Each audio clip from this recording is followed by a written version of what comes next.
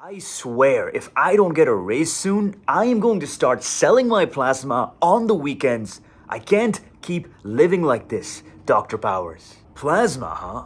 Well, that's a bit dramatic. But hey, at least you might be putting a dent in your student loans, eh? Calm down, Nafis. You're gonna be scaring all the clients that are waiting in my lobby for me. Sorry. I'm just a little stressed. You know, I'm a software engineer. Everybody expects me to make the high six figures, but here I am, down to maybe three figures in my bank account 2 weeks after payday. Welcome to the American dream, where you live from paycheck to paycheck and comfort is a mirage. But anyway, back up for a second. You are in tech, supposedly the land of milk and honey. What's the real story here? My story? What do you mean my story? You know my story. What am I paying you for? To recap, I am a mid-level dev, and I put in good work. I know my way around the block, and my manager knows that I know my way around the block. He's been promising me that performance review and evaluation that is maybe going to land me a promotion. Every quarter this happens, and it's been 3 quarters that this conversation is going on. I am at my wit's end.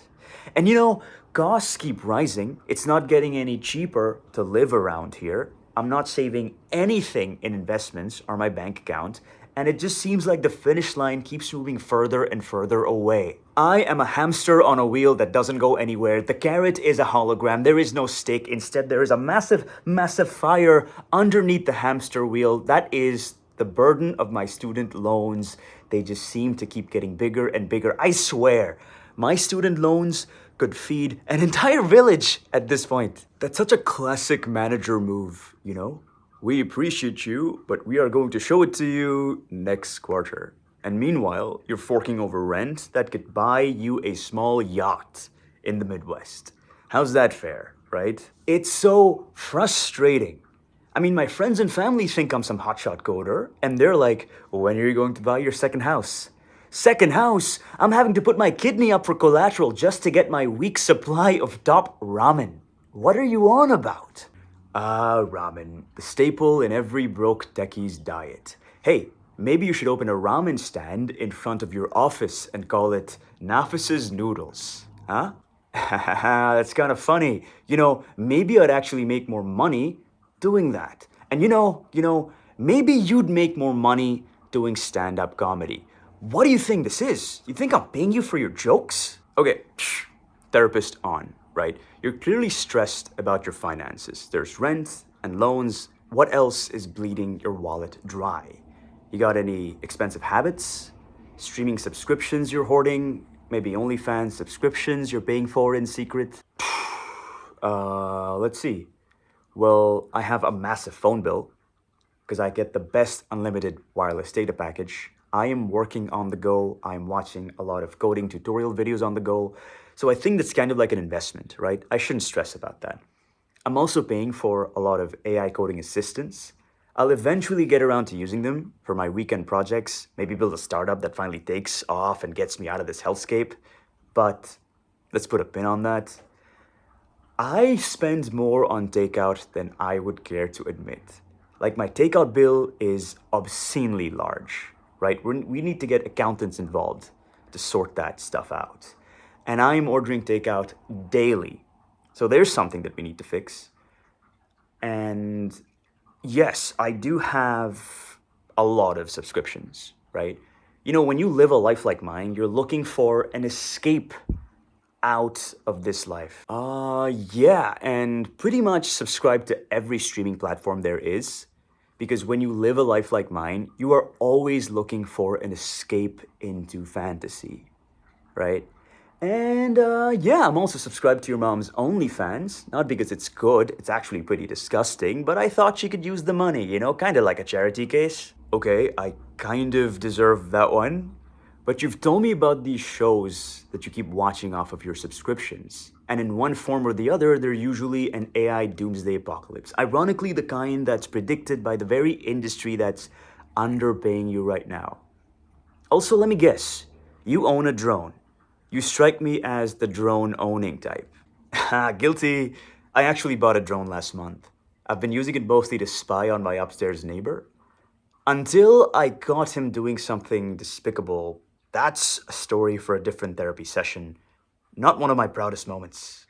Hey, we've all done questionable things with technology. But let's be real. All I'm saying is maybe all that money could have gone towards doing something more productive than playing Peeping Tom from the sky. Yeah, I know. It's just that I'm working 70 hours a week, Doc. Sometimes impulse shopping feels like a reward I deserve for putting up with all this misery. And I just fixed a bug at 2 a.m.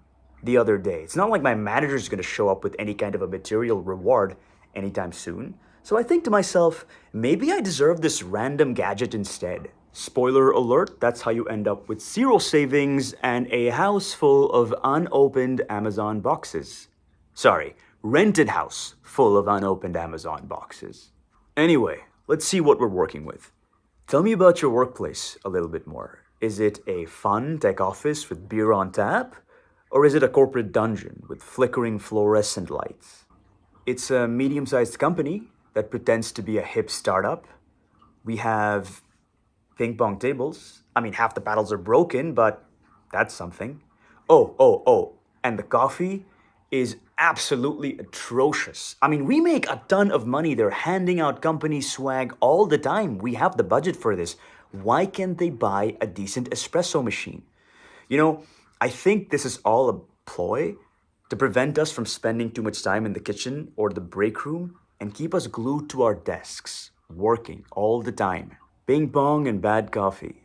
Okay. Do they at least pay for your health insurance? Barely. I mean, my copays are sky high. This one time I told my manager that I might be losing hair due to the stress of work. And you know what he said? He said I should write a script to patch a fix. It seems that my life is filled with low EQ comedians.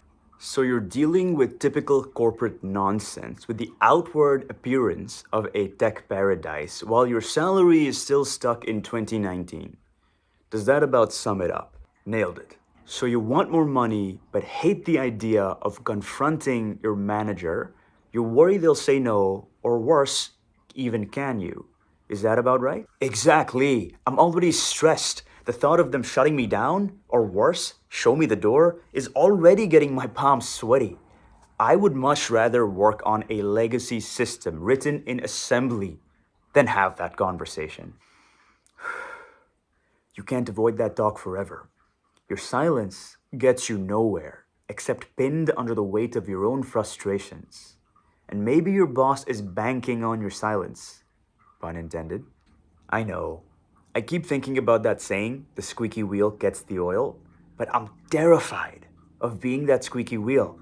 And you know, there's another alternative here. The squeaky wheel could just get replaced by a brand new, much cheaper wheel. Better to squeak than to rust and break.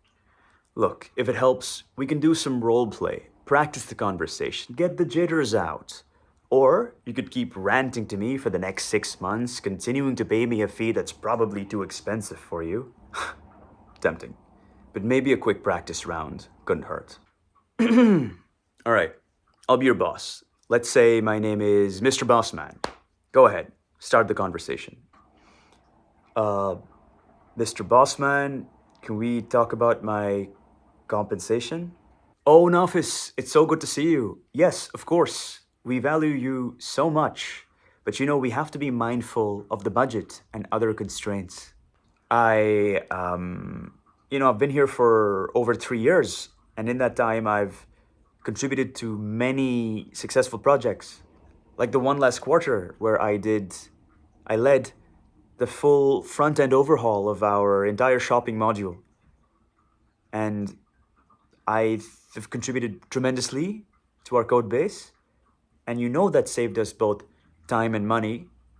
So I think my compensation should reflect that. Well, we certainly appreciate all the hard work you do for us, Nafis. I'll tell you what though, let's circle back next quarter on this conversation. You know, you're in the middle of delivering such a high impact project right now, and by the end of this quarter, we'll have a lot more data. Also, the market conditions are so uncertain now. By then, they will hopefully become better. I understand uncertainty. I would like a clear Timeline, though. I want my salary to increase to 220,000 base, which aligns with market rates for my role and experience. Can we schedule a formal compensation review in 2 weeks' time, please? Boom! That's how you do it. You came in with evidence, you gave them a desired raise, and a date. That's how you corner them. Darn right it helps. You see, if they say no, or if they hedge you again, you'll know that they're not serious about rewarding you.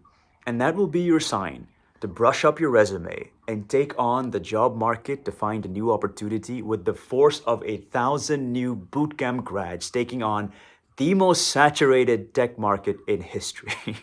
Ah, yes, job hunting. My second least favorite thing to do after coming to these therapy sessions. But yeah, you're right. At least I'll have clarity. Nothing beats clarity, man. I have seen so many people waste years in limbo. You know, this one time I had a CFO come into my sessions. She was making over half a mil, but she wasn't saving a penny because she was so deep in debt. It's not always about the salary. Sometimes how you manage your finances is so much more important. I guess I do blow money on dumb things sometimes. I mean, that drone was basically a paperweight. I saw that it was on sale and I was like, ooh, shiny new toy, me want. Not one of my brighter moments. Okay, so here's your next big assignment. I want you to do a full budget inventory. Find out exactly where your cash is going. I mean, who knows? You might find out the latte factor or the amount of takeouts you get is not as bad as you think it is. Or you may find out that you're the reason Amazon just turned profitable. Yeah, that'll be fun. It'll be like looking at the black box that is my bank statement. Let's just hope I don't find any random OnlyFans subscriptions under entertainment, you know? Hey, no judgment here. Whatever helps my mom save up for that hip replacement, you know? But the idea is you want to curb spending while pushing for a salary increase. We want to be attacking this from two fronts. Makes sense. I can't just blame everything on my boss if I'm also funneling money into useless subscriptions and takeout. Exactly. So let's bullet point your plan, right? Number one, analyze your finances. Check every subscription, gadget, or habit that is draining your wallet. Number two, prepare a raise proposal. List out your achievements, how you save the company money, and a clear salary figure you want. Number three, demand a real meeting. No more next quarters, get a date in writing. And number four, have a backup plan. If they stall, you want to start job hunting. Tech or not, you are going to get a new job that pays more. That's the blueprint. I'll do it. I am tired of ranting with getting no results. If I want to stop feeling broke, I'll need to act. Bravo, soldier. There's only one question left. Are you ready to handle the fallout? Because if they say no, you will have to keep your word and look for a job elsewhere. Part of me is actually excited. Like, if they don't value me, I will find somebody who does. No more living in fear. Now you're talking. It's like debugging your life. Root out the error, fix it, and move on. No more ignoring red squiggly lines. Thanks, Dr. Powers. This was oddly liberating. You know, I would much rather face the beast than keep tiptoeing around it. That's the spirit. You know, adulting is basically one boss fight after the other, but at least you have the cheat codes, self-awareness, and an unwillingness to settle. Love it. Let's hope I don't get a game over screen next week. If you do, we will respawn right here and work on a plan B. Now go forth and make that money, or at least stop giving half of it away to your Amazon cart. Deal. The next time I see a drone on sale, I will think of this moment and cringe. Cringing is good. Cringing saves lives. Or at least the wallet. I will see you next session, Nafis.